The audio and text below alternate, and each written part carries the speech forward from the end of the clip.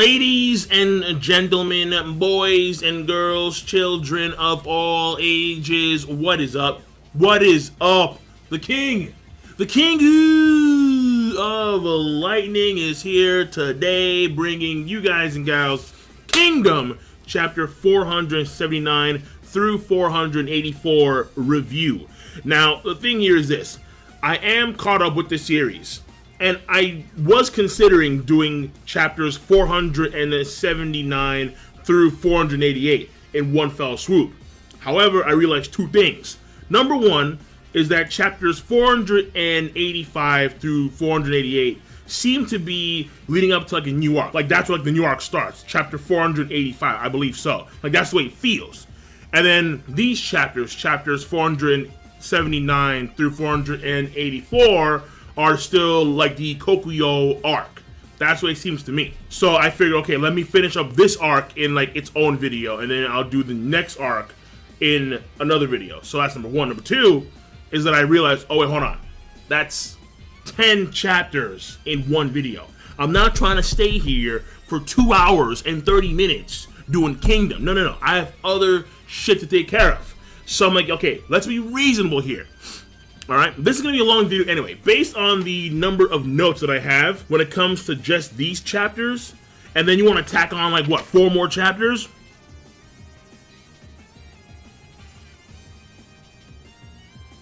What? Like, no. So, I mean, the fact that I took notes in the first place was because I don't want to go too in detail with every chapter. I want to do like the overall sense of the chapter. And it's going to be a long video anyway because it's 6 chapters. You have 4 more on top of that. It's like, this would easily be an 1.5 to 2 hour long video. So I'm like, no. Let's bring it back. Let's save them for later. So, once again, chapter 479 through 484 Kingdom review.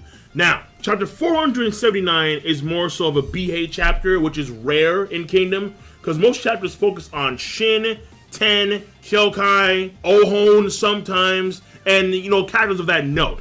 When it comes to the prominent characters in the High Shin unit, they get, like, a sprinkle of love here or there, but this entire chapter was Beihei focused, and it was his perspective on what was happening to him when it came to him getting kicked out of the High Shin unit, and then him having to hear Kanki's men essentially diss Shin, and how Shin's vessel is small compared to their boss. Now what happens is that even though Beihei is like somewhat depressed after being kicked out of the High Shin unit, he wants to go back home, he wants to marry that one girl, I forgot what her name was, but basically he's talking to himself about how he's gonna lead a normal life, but then when he hears Shin being dissed by Kanki's men, no, he's not having it. There are 2 things that are fairly important when it came to the whole situation, what Beihei said, predominantly speaking. Number one is Beihei lets it be known, Shin's vessel is actually fairly large.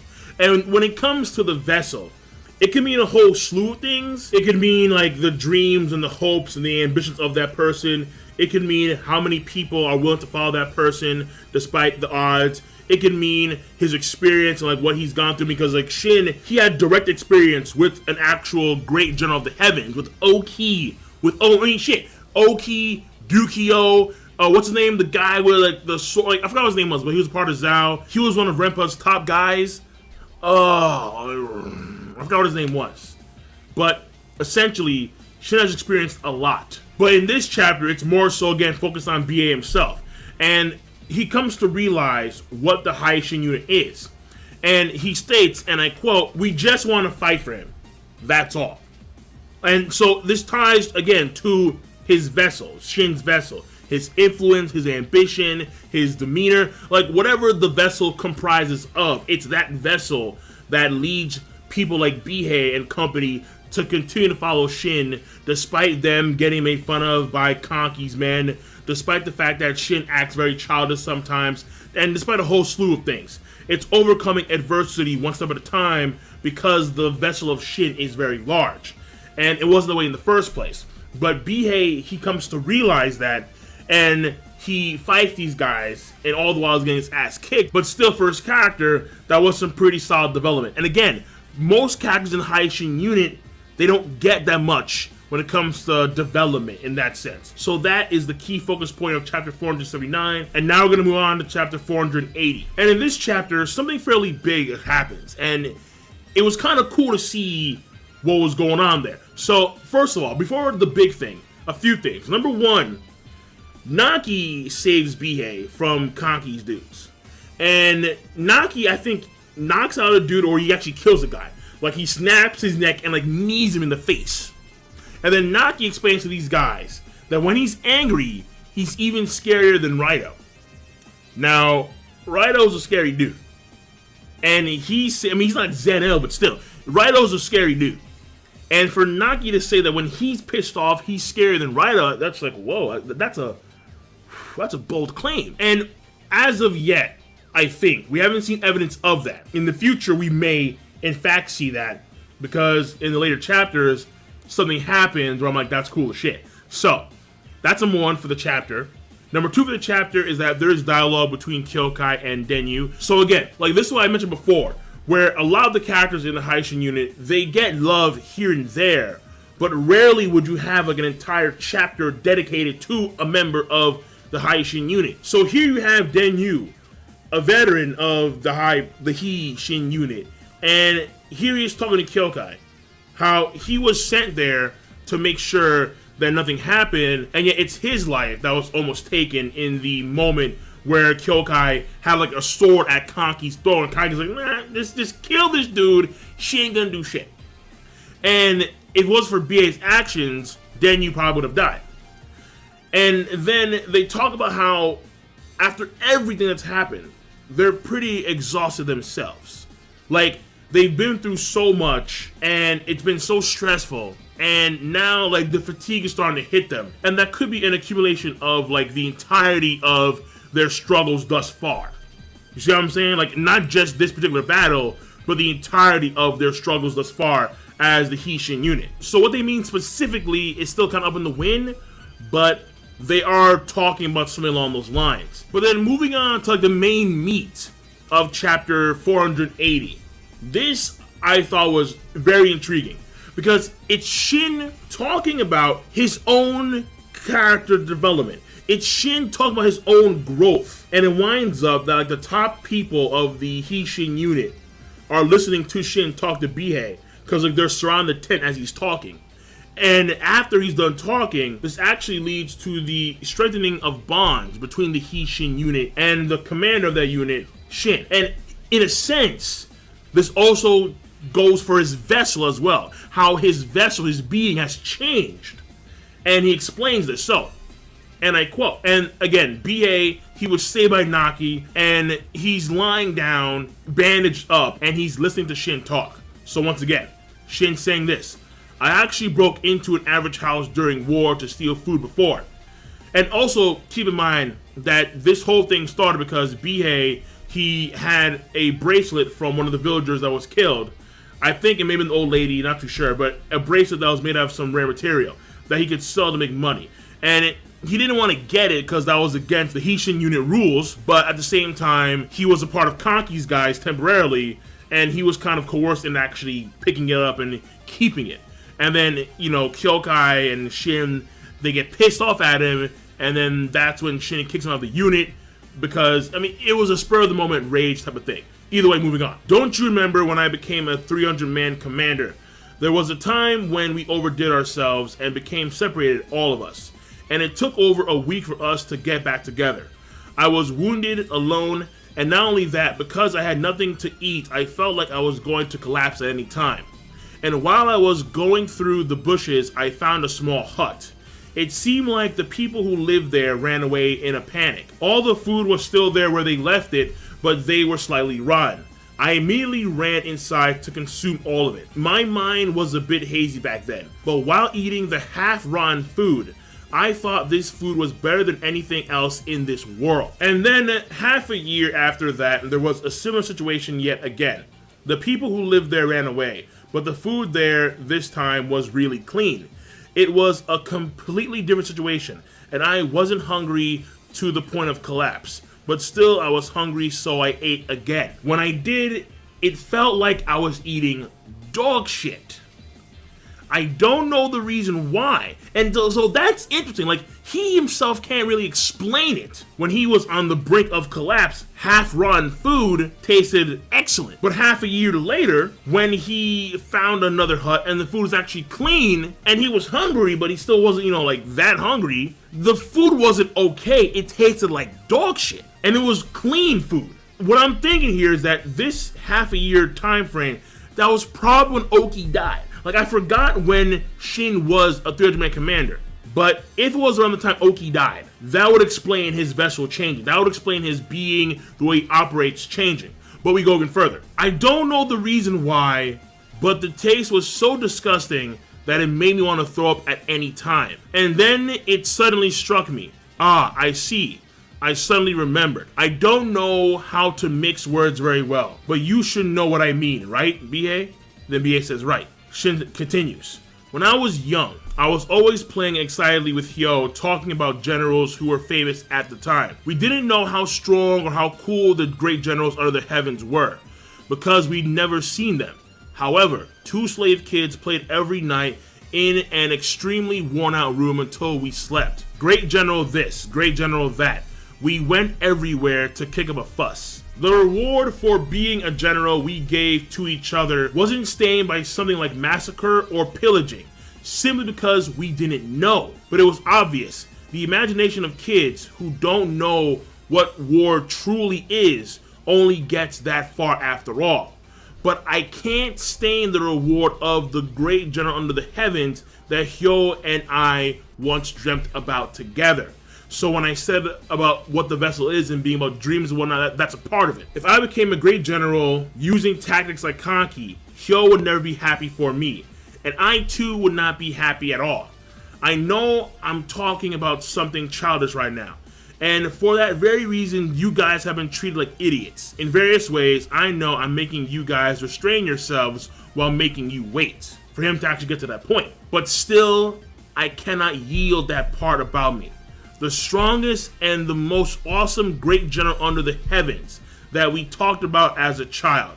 I truly wish to become a general like that. And also, I hope that the High Shin squad feels the same way like me. So that was Shin's moment in chapter 480. A character is talking about their own character development. They can't really fully explain themselves, but they can understand that at a base level, substantial change has occurred within them. But despite that, the dreams, the ambitions, the goals that are a part of the foundation of that character, they won't let go. And I did like that. He is self-aware, even though he himself can't fully explain what's going on when it comes to his own vessel changing. So I did dig that a lot. And then finally it ends off that chapter with Kanki like, yo, go time. It's fucking go time. There was a small panel of like these dudes, they were throwing up, and Kanki had this face on like, yo, we ready, motherfucker? We ready. We've been waiting for this shit. So chapter 479, I would say that was a good chapter for BA. So that was a good plus chapter. Chapter 480, that's a great chapter. That is a great chapter of Kingdom. Moving on. Chapter 481. Now this chapter is simpler, but it is devastating, man. Yo, this chapter,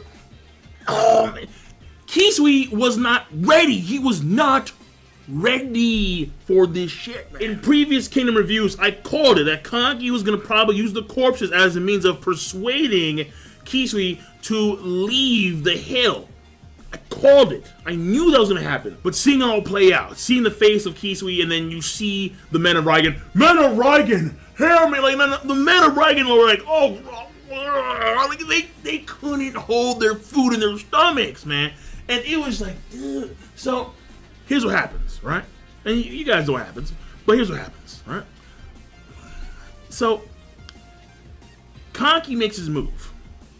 And his move is to mentally fuck with Kisui and cut the Zhao force's numbers in half. He does so by sending Kisui a message. So, we all know that Kisui, men of Reigen, men of Reigen, with the same effect that we saw with Renpa, we saw with Kisui. So, clearly, Ryan, big deal. And Kanki gets the intel. He uses the corpses of the villagers. He makes like a gateway, like an arch of corpses. Strung up, decapitated, limbs ripped off. It was just a grotesque scene. And he left a note under this archway of corpses. Dude, like Kanki was savage. But one of the core things here too wasn't just the fact that they were corpses. They were corpses of the civilians of the region, of the Koku You region. So not soldiers. And on top of that, there were kids amongst the corpses. So it wasn't just civilians, there was the double impact. No, it was the triple impact. There's kids in this archway of corpses. And then this old dude reads the message that was sent from Kanki, like, listen, what you're seeing now is gonna happen in Ryan. And then immediately after this old dude is done reading the message, Kanki and his boys make the march to Ryan. And that's the chapter. That is the chapter. It's a crazy chapter. At this point in time, it's, okay, so Kisui, what are you gonna do? Are you gonna give chase? Or are you gonna defend the central hill? This is the main focus of the next chapter, chapter 482. So in this chapter, Kisui is talking to Kinmo. And Kinmo and Kisui are going back and forth for obvious reasons. Because Kisui, he really wants to go to save the people of Raigen. However, in this case, what you have here is the greater good. The greater good with the perspective of Zhao. So you have the people that are part of the Kei Sha army, and Kinmo leading the way because Kei Sha's dead. And essentially it's, we have to stay here and make sure that the Koku You region is defended and all the hills are secure, because for the greater good of our nation state, one city's demise means nothing. If Kanki goes to Raigen and he wipes out Raigen, he's going to be surrounded by Zhao forces. So yeah, we lose one city, but if we lose this region, the possibility is losing the entire western side of their nation state of Zhao. That's how important the Koku You region is. And yet still, when it comes to this concept of the greater good for the nation state, when it comes to sacrificing 1,000 lives to save 1,000,000 lives, that's what it boils down to. Kisui lets his emotions, he lets his heart overcome his mind, and he goes to save the people of Raigen. And when he gets there, we have to leave. We have to go immediately. I called that it was going to happen. I called it.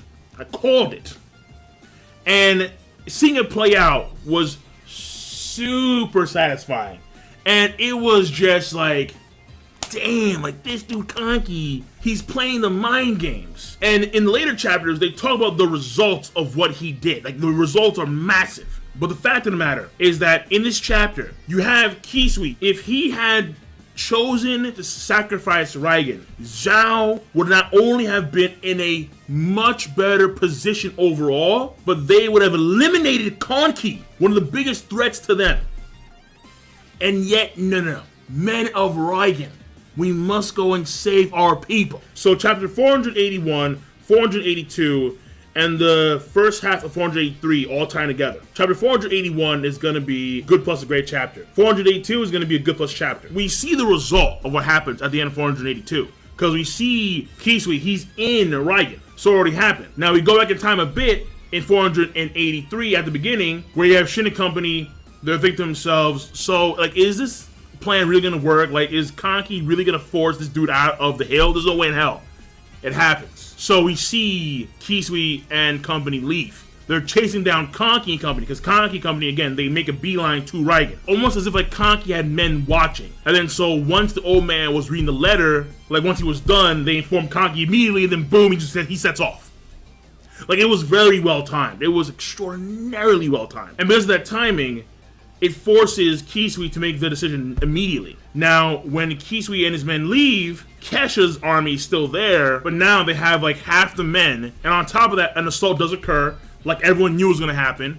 But leading the charge was on like one side Shin. So the high Shin unit, they do their thing. And then Kanki saved the Zeno clan. Oh. The Zeno clan came in there. They landslided. I mean, okay, initially the Zhao forces were winning because of their height advantage. But again, Shin plus Zeno equals you're fucked. And they got fucked. Kei Sha's army retreated. Kinmo and Gakue, they both retreated as well. Gakue was going to go on like a suicide run. He really was. But Kinmo stopped him. And Kanki, his army returned to Central Hill, conquered by Quinn forces as he planned. And he just ascends the hill casually. Like, yep, badass, me. You know it. You know it. Y'all all know it. Badass. I'm like that. Kanki. What? Like, just. It's crazy. It's absolute. It's Looney Tune status. Pegasus Toon World level crazy. Like, it's. I love Kanki. I really do. So after all of that, you have Kanki and his man. They're partying. Like, bring over the bitches. We won this. Kanki's amazing. Like, so, okay. They're having a ball. And then you have the highest Shin. They're like, okay, like, what the hell just happened? And then Ten explains this as well as the results. And the results are crazy. So, first of all, the simple fact that he manipulated one guy, Kisui, and by him doing so, he was able to change the entire scope of the battlefield. The risk when it comes to changing the entire battlefield by manipulating one guy is too high. But he did it anyway, and he succeeded in doing so. Because it's such a risky thing to do by manipulating one person, thereby hoping to manipulate the entire army, it's something that Shobunkun and even Riboku wouldn't consider doing. But it gets even better. Because he called off his army from fighting against Zhao on the 4th day, the Zhao forces took that entire time to fortify the Central Hill. So when he did his stunt, the hill, for the most part, was already fortified. Therefore, the Quinn men didn't have to spend that much time fortifying the Central Hill when Kei Sha's army retreated, because, again, it was already fortified by the Zhao themselves. And then on top of that, once again, because he called off fighting on the 4th day, and because he decided to manipulate one man, thereby forcing one man to leave the battlefield with half of the entire army, the entire Zhao army, the expected losses of this battle, because keep in mind, both Zhao and Quinn knew there was going to be a fierce battle. Because he called off fighting, he was able to reduce his casualties to less than half expected. Those results are something probably not even Riboku or Shunbunkun could produce. Kanki, at this point in time, had ascended a tactical level that was beyond those two freaks. So Kanki was a super freak, and that is where it's like, dude, what? And so Shin is just stunned by this, like, Chapter 483 is a great +2 and amazing chapter. That's how good of a chapter it is. That's how good of a chapter it is. When you show the results of all this scheming and then state that this man is above figures like Riboku and Shunbunku when it comes to tactics, I mean, that's absolutely insane. Like, that's like finding out that your arch nemesis was working for some other dude that's way more powerful. Like, that's crazy. Like, there's someone above even these freaks. But, in this case, he's actually an ally of your country. Like, you're both soldiers of the same nation state. So that's where it differs. But still, it's crazy. Kanki just, for his character, for his status, it just rose. It just spikes. But in the next chapter, something happens towards like, oh shit, hold on. Shit. I mean, even though he's getting all this hype and his character status just spiked and it was already high as all hell. Like, next chapter. That's an chapter for Kanki. A huge chapter. So, chapter 484 and the final chapter of this review. First of all, we get a bit of characterization for Kanki himself. through Naki. He asked one of the people that was around for the longest when it comes to the Kanki army. And he wanted to know what fuels Kanki. And then it's explained by this guy to Naki, who explains this to Shin and whoever's in earshot, that what fuels Kanki is rage. And it is directed towards everything. Towards everything. So at some point, I'm assuming in the near future, okay, well maybe not in like the near future, but at some point, I'm going to say within like the next 2-3 years, we're going to get a Kanki backstory explaining why he has this rage towards the world. But that, of course, is a part of his characterization. And that was cool to find that out. Number 2 is we get to see some of Kanyo, the capital city of Quinn, and they get word about what happened. And so when they first hear that, oh, Shin, High Shin Unit Shin killed Kei Sha? Whoa.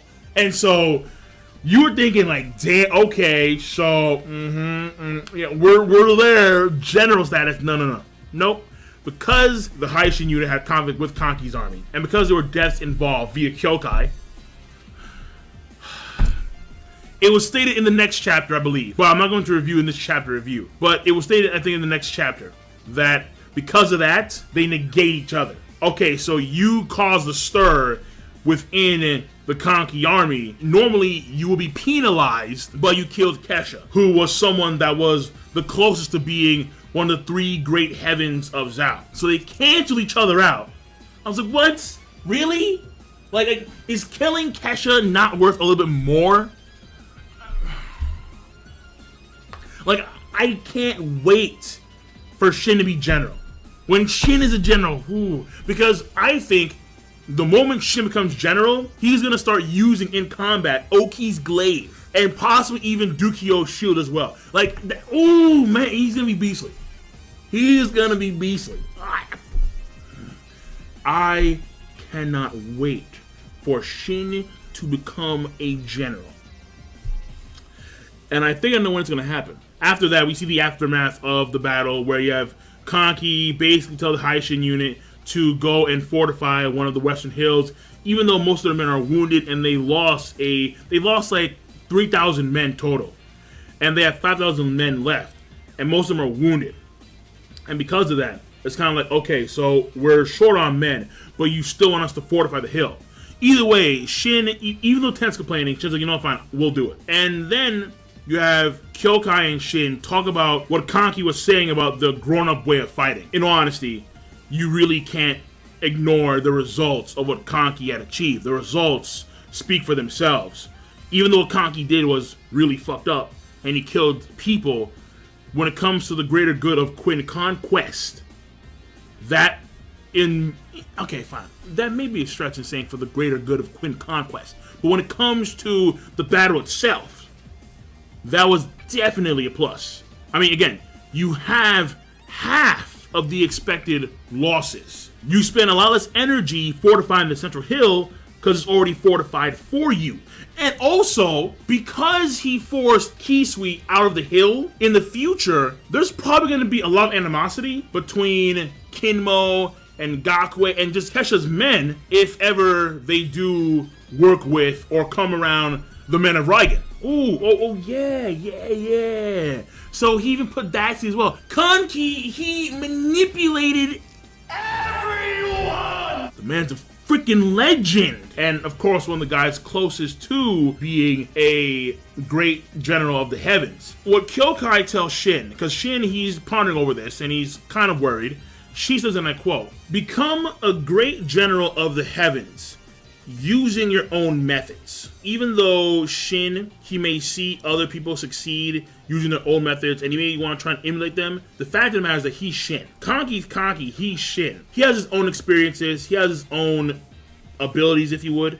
He has his own way of doing things. And the best way for him to succeed is to succeed by utilizing his own methods. So when he does actually attain that level of being a great general of the heavens, it is worth far more than achieving it by using someone else's methods. Which then ties back to the whole thing about, you know, his vessel. Then after that, something really cool happens. Naki, the guy who said, if I get angry, I'm more scary than Raido. He says, you know what, Kanki, it's been fun, but I'm gonna join the Haishin unit. What? I'm going to I did not expect Naki to join the Shin unit. But he's in. He's in! I was like, what? Like, yo, he's in. So, great boon. Granted, they don't get the general level up. Or Shin doesn't. However, it was explained that the bonds between him and his men grew substantially, and on top of that, he gets fucking Naki? Like, and what he states to Kanki, because Kanki, he wants at least a reason. And Raido looks like he's about to kill the dude. Like, Raido just mad aggressive, like, yo, fuck you, I'm Naki, I'm gonna kill you. Naki states the reason why he wanted to leave their unit and go to the Haishin unit is because the food over at the Haishin unit tastes surprisingly good. That is a reference to the story Shin was telling Beihei. That was a reference. So Naki's vessel, his persona, his being, whatever you want to call it, he changed substantially enough to where he said, you know what, I'm going to join that unit. Because these guys, I like them, right? The dreams, the ambition, the camaraderie, the way everything operates, I'm all about that. Him referencing the speech that Shin gave to Beihei. And I didn't see Naki in that crowd. So I'm like, where was he? But either way, he listened apparently. He was there. He heard. And he's like, you know what? Yeah, the food here tastes really good. Like, that was some cool shit. I like that a lot. And then finally, the last part of the chapter. Huge death flag. Fuck, man. After the whole Naki thing, you have a scene that cuts away from the central hill, and you have Riboku. And he comes in with two deputies. One guy called Shushiju, and the other guy called Baniji. And he states that they found two things. Number one, they found Kisui, a very good general. And number two, Kanki's weakness. Kanki's weakness. I was like, no. I was like, fuck. That's a death flag. Bro, that is a huge, massive death flag. At the end of that chapter, it states, and I quote, a year after the battle of Koku You, Quinn would muster an army of a scale not seen since the Coalition War to do battle with Zhao. And on that day, all would realize that Koku You was nothing more than a prelude to that battle. And I think it's at that battle that Shin will attain general status. And at the very least, Kanki will die in that battle. I mean, I hate to say that. That breaks my heart. But when you say Kanki's weakness, and then after that, the battle that's going to take place a year later, Kanki, death flag, fuck. Right, so I'm done with the chapter review. Long video, but I didn't skimp that much. This chapter of Kingdom was a good plus to great chapter. Honestly, no. Kanki's weakness, Riboku, great chapter of Kingdom. And I'd say I'm done. King Lightning, this is the end, I think, of the Koku You arc. And I will see you guys for the next Kingdom review. Rate the video, comment, and subscribe as always. Peace. Have a nice goddamn day. Kanki! It's like, I don't want him to die. I don't want him to die. But when it comes to the resurrection of the 6 generals of Quinn, these spots are going to have to be filled. I mean, clearly, Mobu and To, if they don't die, they're taking 2 of those spots. And the way I see it is Moten, Ohon, and Shin, they're taking 3 spots as well. The problem is that you have 1 spot left. And I think it's going to be for that one chick, the mountain chick. I forgot her name was. I forgot her name escapes me. But it's probably going to be her. That's my guess. Who takes the 6th spot? Osen and Kanki. Now, if Kanki dies in a year's time, then huge loss to Quinn, but that would go along with my thoughts at the moment. And then a spot will still be open when it comes to like those 6 generals. And then if Osen betrays, because Osen, he's known for seeking the throne himself.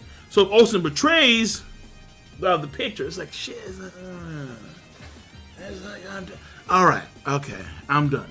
King Lightning, rate the video, comment, and subscribe as always. Peace. Have a nice goddamn day.